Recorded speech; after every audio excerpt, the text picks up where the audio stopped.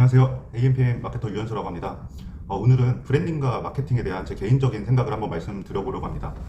가끔 이제 마케팅 업체들에서 조금 문의가 오시면은 하는 말씀이 있으십니다. 예를 들어 어떤 매체의 소재를 사용할 때 우리의 브랜딩을 위해서 조금 고급적인 소재만 사용하고 B급 소재는 사용을 안 하셨으면 좋겠다. 그리고 또 어떤 문구는 좀 지양해달라 이런 말씀이 있습니다. 그런 것들이 다 우리 브랜드의 가치를 좀 깎아먹는다고 생각을 하고 말씀을 하시는 분들이 많습니다.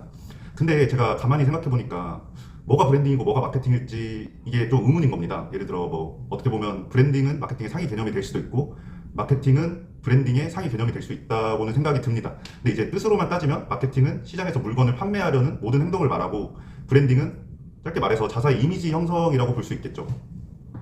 근데 어쨌든 브랜딩이 되어 있으면은 아무래도 사람들이 좀 신뢰도도 있고 할 수가 있겠죠.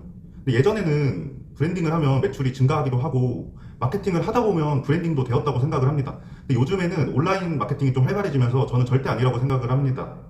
디지털 마케팅이 많이 증가하면서 사람들이 참고를 하는 건 브랜드에 대한 무한 신뢰가 아닌 여러 매체를 통해 간접 경험을 많이 받는다고 생각을 합니다. 간접 경험이란 이제는 다른 사람들의 경험을 통해 상품을 사고 이제는 다른 사람들의 경험을 직간접적으로 들으면서 동기부여를 얻는다는 거죠.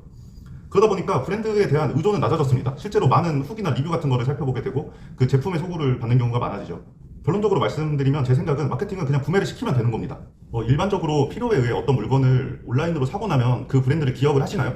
또는 그 브랜드의 다른 제품도 사나요?